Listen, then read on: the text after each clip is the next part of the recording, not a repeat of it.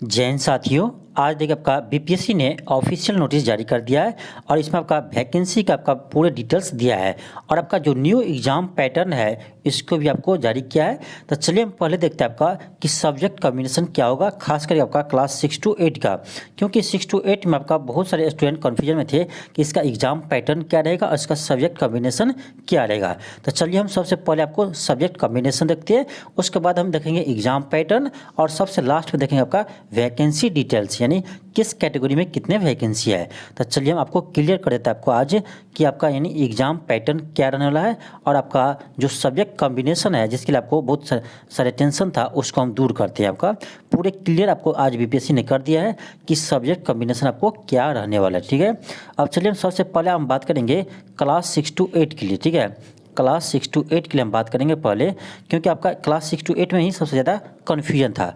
अब यहाँ आप देख सकते हैं, देखिए आपको यहाँ दिया गया है कि वर्ग 6 to 8 के भाषा विषय के लिए विद्यालय अध्यापक के लिए स्नातक स्तर पर प्रतिष्ठा यानी ऑनर्स अथवा यानी सब्सिडरी विषय के रूप में संबंधित भाषा पठित हो। यानी देखिए लैंग्वेज से आप यानी लैंग्वेज से यदि आप एग्ज़ाम देना चाहते हैं बीपीएससी का, तो आप यदि लैंग्वेज से यानी हिंदी या इंग्लिश या कोई भी लैंग्वेज आपका है, उर्दू है, तो लैंग्वेज से आपको ऑनर्स होना चाहिए या आपका लैंग्वेज सब्सिडरी में होना चाहिए। ये जरूरी नहीं है आपका कि ऑनर्स ही रहे, जिसका सब्सिडरी में लैंग्वेज सब्जेक्ट है वो भी लैंग्वेज से एग्ज़ाम दे सकते हैं, यानी लैंग्वेज से वो एग्ज़ाम दे सकते हैं। यानी तो आप देखिए ये जरूरी नहीं आपका कि लैंग्वेज से एग्ज़ाम देने के लिए आपका कि लैंग्वेज से ऑनर्स हो। सब्सिडरी में यदि आपका लैंग्वेज विषय है तो आप लैंग्वेज से पेपर दे सकते हैं आप क्लास 6 to 8 के लिए। तो ये आपका कन्फर्म हो गया। और आप देखिए सेकेंड पॉइंट, देखिए आप सेकेंड में आपको दिया गया है कि वर्ग 6 to 8 के सामाजिक विज्ञान के लिए, अब ध्यान दीजिए सामाजिक विज्ञान के लिए क्या है, तो वर्ग 6 to 8 के लिए सामाजिक विज्ञान विषय के विद्यालय अध्यापक के लिए स्नातक स्तर पर इतिहास भूगोल, राजनीतिक शास्त्र, दर्शन शास्त्र, अर्थशास्त्र, वाणिज्य, मनोविज्ञान, समाजशास्त्र, गृह विज्ञान में से कोई 2 विषय स्नातक स्तर पर पठित हो। यानी आपका ये कह रहा है कि 6 to 8 में यदि आप सामाजिक विज्ञान से एग्जाम देना चाहते हैं तो आपके ऑनर्स के स्तर पर इतिहास, भूगोल, राजनीतिक शास्त्र, दर्शन शास्त्र, इसमें से कोई 2 सब्जेक्ट होनी चाहिए। ठीक है, इनमें से कोई आपका 2 सब्जेक्ट होने चाहिए, तभी आप यानी एसएसटी से आप पेपर दे सकते हैं। तो आप देख सकते हैं आपका सामाजिक विज्ञान के लिए आपका क्या क्या अनिवार्य है, तो आप ऑनर्स के स्तर पर इतिहास, भूगोल, देखिए अब ये जरूरी नहीं आपका कि इतिहास यानी ऑनर्स ही होना चाहिए, सब्सिडरी पेपर भी तो चलेगा, सब्सिडरी पेपर भी है तो आपको चलेगा। तो इतिहास, भूगोल, राजनीतिक शास्त्र, दर्शन शास्त्र, अर्थशास्त्र, इन सभी विषयों में से कोई 2 विषय यदि आपके ऑनर्स के पेपर में है तो आप सामाजिक विज्ञान से पेपर 6 to 8 के लिए दे सकते हैं। अब देखिए बात करेंगे हम मैथ साइंस के लिए।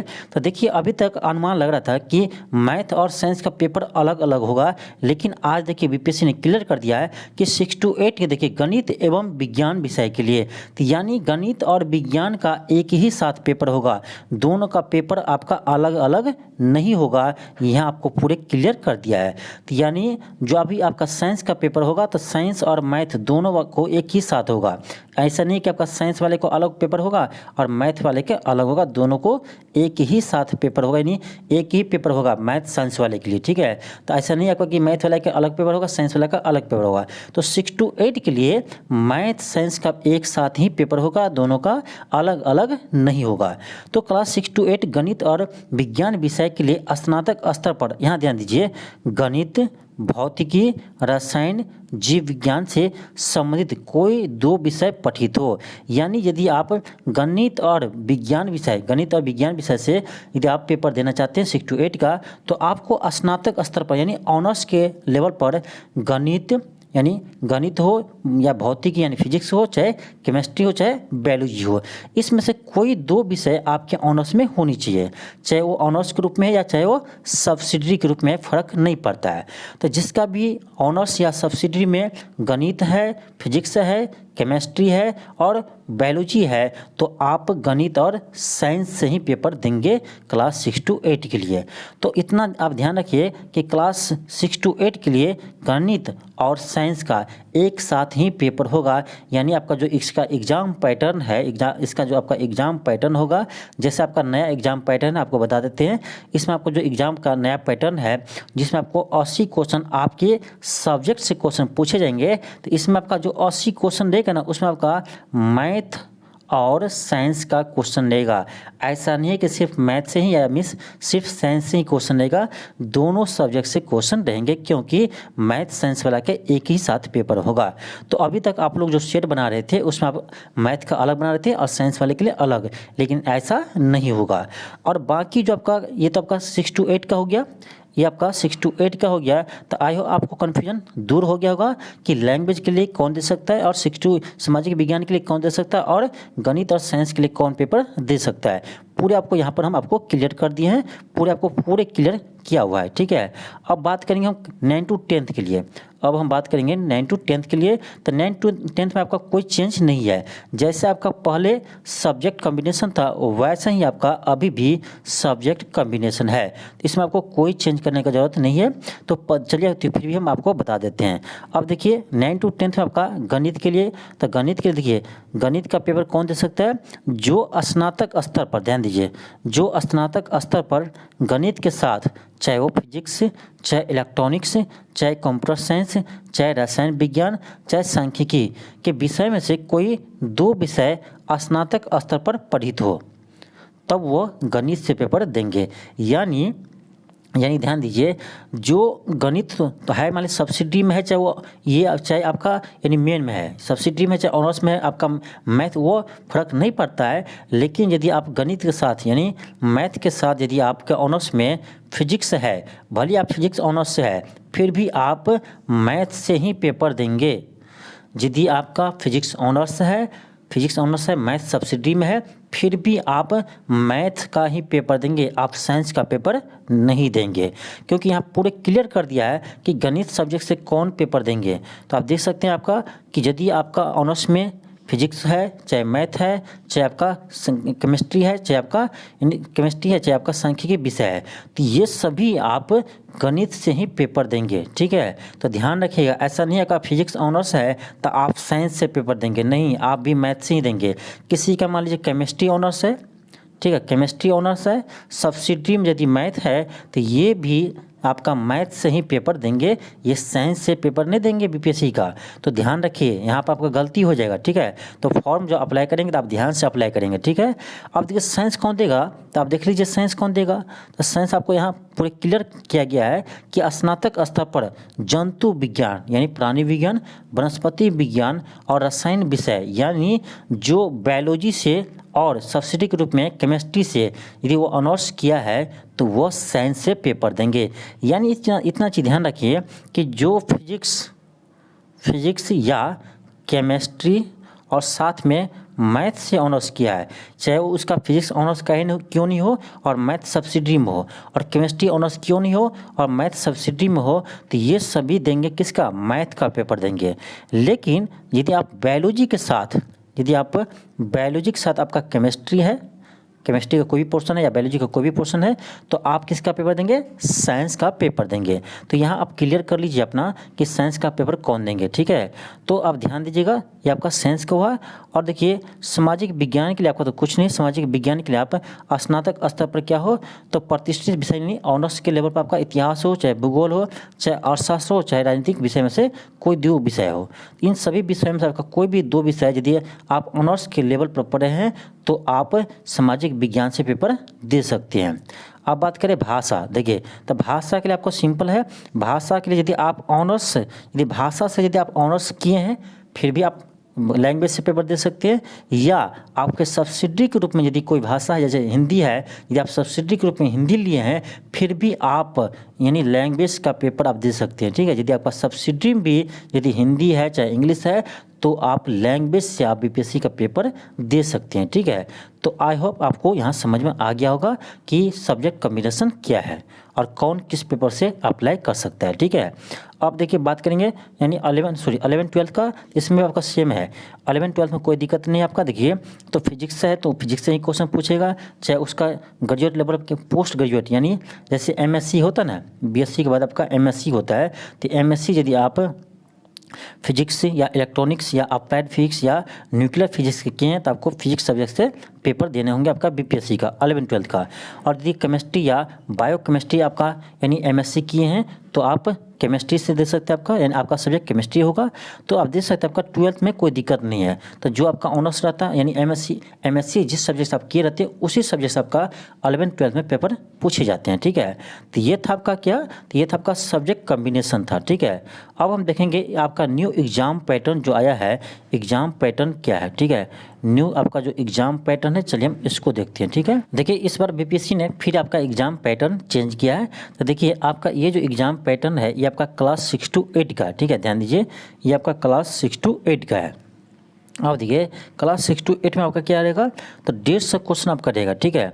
150 क्वेश्चन आपका टोटल रहेगा, जिसमें आपका भाग 1 में 30 क्वेश्चन रहेगा।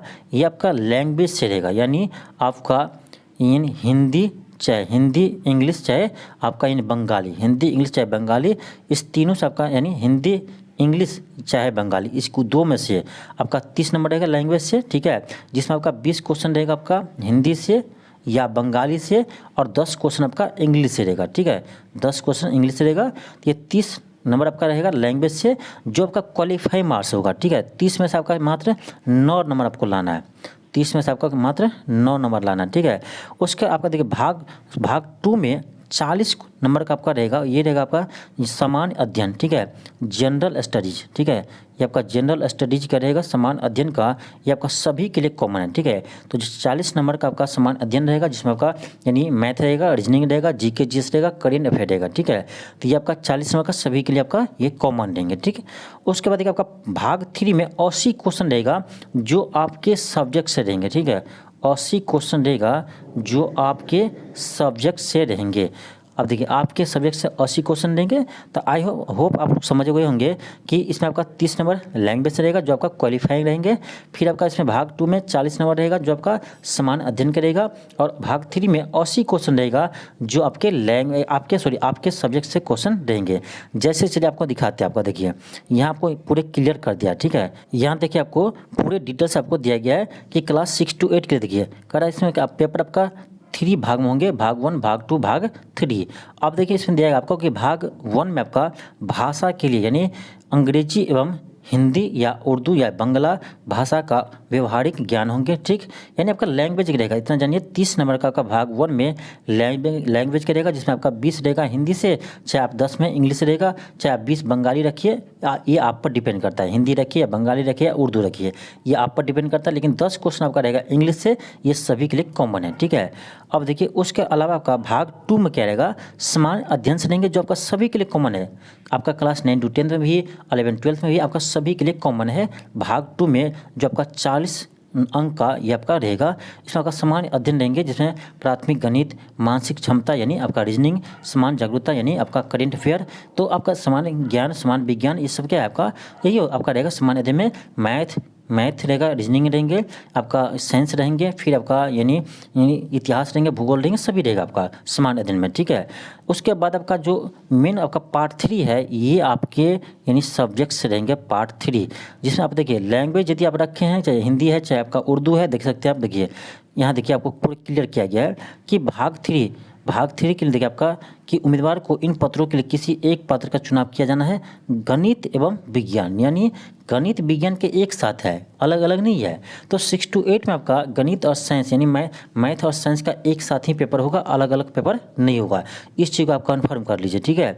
करा आपका गणित एवं विज्ञान, सामाजिक विज्ञान, हिंदी, उर्दू, संस्कृत, अंग्रेजी, ये सभी यदि आपका सब्जेक्ट है तो आपके सब्जेक्ट से यानी आपका 80 क्वेश्चन रहेंगे। अब बात करेंगे यहाँ देखिए आपका, ठीक है, सामाजिक विज्ञान में आपको पता है कि सामाजिक विज्ञान में आपका इतिहास आ जाएगा, भूगोल आ जाएगा, ज्योग्राफी यानी भूगोल आ जाएगा, और आपका पॉलिटी आ जाएगा और इकोनॉमिक्स आ जाएगा, ठीक है। तो ये आपका सामाजिक विज्ञान में आ जाएगा, ठीक है। इसमें आपको यहाँ अलग अलग नहीं किया है, सभी आप करेंगे इसमें, ठीक, सामाजिक विज्ञान में। उसी तरह आपका यहाँ है आपका गणित और विज्ञान। तो आप देखिए मान लीजिए 80 क्वेश्चन है, तो इस 80 में मुझे लगता है कि आपका 40 क्वेश्चन रहेगा मैथ से और 40 क्वेश्चन रहेगा आपका साइंस से, ठीक है। 40 रहेगा आपका मैथ से और 40 क्वेश्चन रहेगा आपका साइंस से रहेगा, ठीक है। तब तो आपका 80 क्वेश्चन रहेंगे, क्योंकि दोनों सब्जेक्ट इसमें है, मैथ और साइंस दोनों है। तो मुझे लगता है 40 क्वेश्चन रहेगा, 40 रहेगा आपका मैथ से, 40 रहेगा साइंस से, ठीक है। तो 80 क्वेश्चन आपका हो गया, ये जो आपका मेन रहेगा आपके सब्जेक्ट से क्वेश्चन पूछे जा रहे हैं, ठीक। अब देखिए, आप जिसका लैंग्वेज है हिंदी, तो हिंदी से ही 80 क्वेश्चन रहेगा। यदि आपका इंग्लिश है तो इंग्लिश से ही 80 क्वेश्चन रहेगा जिसका लैंग्वेज है। उर्दू है तो उर्दू से ही 80 क्वेश्चन रहेगा, तो उसको कोई दिक्कत नहीं है। तो आप देख सकते हैं कि आपका यानी गणित और विज्ञान वाले का एक साथ रहेंगे, और सामाजिक विज्ञान में आपका इतिहास, भूगोल, नागरिक सभी का आपका 80 नंबर में ही सभी से आपका क्वेश्चन रहेंगे। इसमें आपको क्लियर नहीं किया है कि इतिहास से कितना रहेगा, ज्योग्राफी से कितना रहेगा, पॉलिटिक्स कितना रहेगा, ये आपका कन्फर्म नहीं किया है, लेकिन सभी सब्जेक्ट से क्वेश्चन रहेंगे, ठीक है। तो ये आपका था एग्जाम पैटर्न आपका क्लास 6 to 8 का, ठीक है, 6 to 8 का।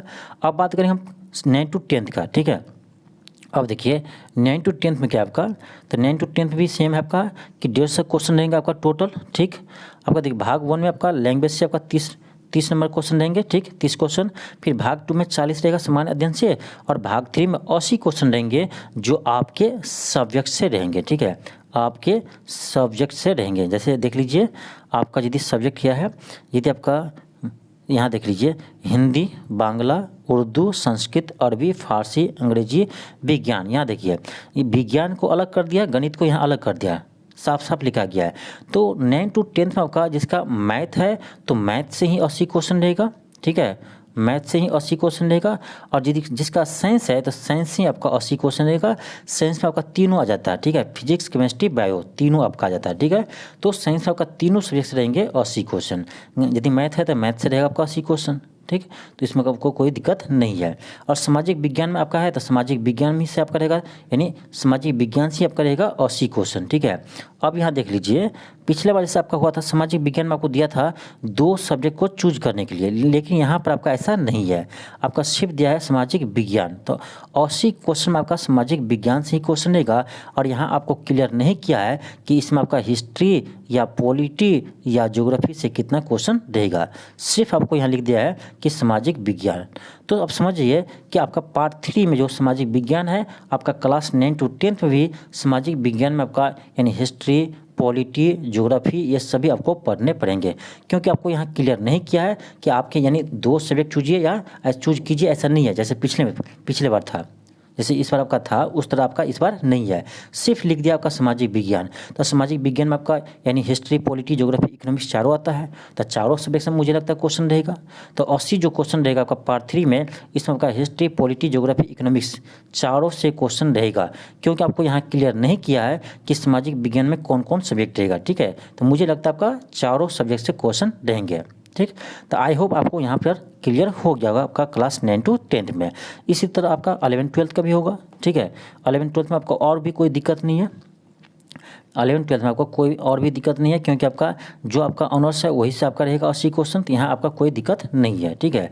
तो ये था आपका exam pattern, new exam pattern और आपका यानी सिलेबस। अब बात करेंगे सिलेबस का, तो देखिए सिलेबस का बात करेंगे तो इस सिलेबस आपको कुछ नहीं दिया है। आप देख लीजिए सिलेबस आपको कहीं भी नहीं दिया, सिर्फ आपको कह दिया है कि SCERT और NCERT से क्वेश्चन पूछे जाएंगे। आप देखिए यहाँ लिखा गया है कि SCERT और NCERT, तो SCERT और NCERT से कहा गया आपका क्वेश्चन रहेगा। यहाँ आपका कोई भी सिलेबस आपको पूरे डिटेल से नहीं दिया है, ठीक है, कोई भी सिलेबस आपको यहाँ पर जारी नहीं किया है। तो आप NCERT और SCERT ही पढ़िए, इसी से आपका क्वेश्चन रहेंगे, ठीक है। तो ये था आपका एग्जाम पैटर्न और सिलेबस। आई होप आप लोग को अच्छे से समझ में आया होगा कि कौन किसके लिए एलिजिबल है, ठीक है। क्योंकि आप लोग बहुत सारे स्टूडेंट कमेंट कर रहे थे कि सर मेरा ये ऑनर्स है, अब हम यानी किस सब्जेक्ट से अप्लाई कर सकते हैं, तो आपको पूरे यहाँ पर क्लियर कर दिए हैं, पूरे आपको यहाँ पर क्लियर कर दिए। लेकिन फिर भी यदि किसी को कन्फ्यूजन होगा तो आप लोग कमेंट कर सकते हैं, ठीक है। यदि आपको किसी को कन्फ्यूजन है तो आप कमेंट कर सकते हैं। आपको आप टेलीग्राम ज्वाइन कर लीजिए, टेलीग्राम का नेम भी आपका सेम है, न्यू ऑक्सफोर्ड एजुकेशन। आप सर्च कीजिए, आपको टेलीग्राम का लिंक मिल जाएंगे, ठीक है। यहाँ से आप टेलीग्राम ज्वाइन कर लीजिए। यहाँ पर आपको सभी का PDF भी मिल जाएंगे। आपको जैसे हम अभी आपको प्रैक्टिस सेट करवाते हैं, खास करके आपका सामान्य अध्ययन जो आपका 40 नंबर का जो सामान्य अध्ययन है जो सभी के लिए कॉमन है, तो उसका हम प्रैक्टिस सेट आपको हम डेली करवाते हैं और साथ में आपका साइंस और मैथ का भी प्रैक्टिस सेट करवाते हैं। तो प्रैक्टिस सेट यदि आपको लगाना है तो यहाँ आप इस चैनल पर दे सकते हैं। आप प्लेलिस्ट में जाइए, आपको सभी मिल जाएंगे। ठीक है, प्लेलिस्ट में जाइए, आपको सभी मिल जाएंगे, वहाँ पर आपको वीडियो और डेली आपको हम क्लास करवाते हैं। ठीक है, अब देखिए ये था आपका एग्जाम पैटर्न सिलेबस। चलिए आप देखते हैं थोड़ा आपका यानी वैकेंसी डिटेल्स क्या, आपका किस कैटेगरी में कितना वैकेंसी दिया गया है। अब यहाँ देख सकते हैं आपका, देखिए यहाँ पर आपका क्लास 6 to 8 के लिए आपका टोटल वैकेंसी है, देख सकते हैं 31,982। तो 6 to 8 के लिए आपका 31,982 वैकेंसी टोटल सीट आपका है।